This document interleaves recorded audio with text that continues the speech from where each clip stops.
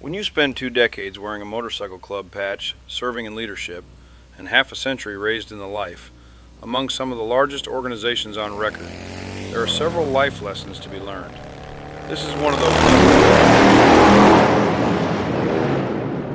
One of my favorite hypocrisies goes like this.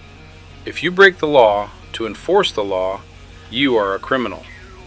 Some people wonder why I have such toxic disdain for all things law enforcement, to include the American injustice system and every evil satanic alphabet agency in the local, state, and federal government. I suppose the short answer is because, no matter what the profession, I have no respect for hypocrites, bullies, and liars. But my personal experiences run much deeper than that. If you followed this podcast series, you may recall that my evidence begins clear back when I was not but about 6 months old, when County Sheriff's Department raided my old man Lightning's clubhouse during a big party, and they stripped everyone naked and assaulted the brothers and sisters with pepper spray and billy clubs, with the exception of my mother, who was set aside because she was holding me. That was clear back in 1969, and unfortunately, nothing has gotten any better with regards to adrenaline jockey Gestapo law enforcement. So let's jump ahead to 1977, when I'm about 8 years old. As I've mentioned previously in other podcasts, we lived on a large farm way out in the country. We were surrounded pretty much by about 500 acres of field crops, and only just a few houses on that road at the time.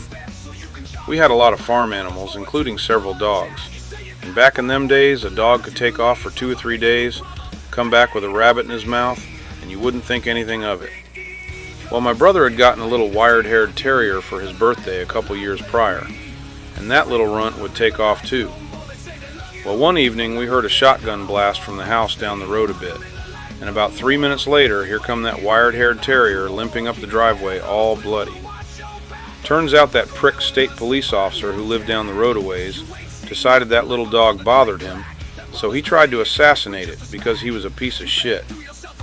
And that wasn't the first or last problem we had out of that self-righteous, arrogant prick. And then when I was 23 years old, a sheriff's deputy forced his way into an apartment I shared with a roommate I'd known since 2nd grade at about 3 o'clock in the morning and tried to kill me and my roommate because he was banging that cop's old lady, and I didn't even know anything about it. And I had to fight that bitch cop for almost an hour before any other law enforcement showed up to assist in the situation.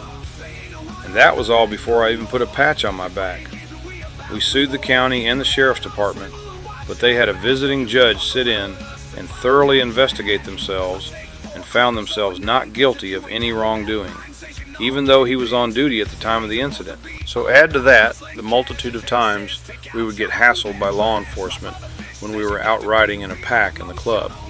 Hell, one time we were in a van because it was a dead of winter heading to a 1%er clubhouse in southern Ohio, and were spotted at a gas station by an undercover narcissist who proceeded to have another sheriff's department pull us over, and we spent an hour and a half on the side of the road in the freezing cold while they lied about their drug dogs smelling drugs, to which they found no drugs because there weren't any drugs. Also, those little dick adrenaline jockeys could feel like they were empowered because they got picked on in high school, because they are a bunch of sissies. So like I said, it hasn't gotten any better since 1969. In fact, I will guarantee you there is not a day that goes by that some local law enforcement isn't violating the rights of an American citizen. What the fuck is actually wrong with these people? Between lying law enforcement, in cahoots with the injustice system that gets rewarded for locking people up, together they steal about $12 billion per year from American citizens. All while the American elitist society in D.C. embezzles, lies, steals, and cheats every citizen in this country. So let me say it one more time. If you break the law, to enforce the law, you are a criminal. But what the hell do I know? I'm just Tabasco the Biker. Keep it real. They got big egos, it's plain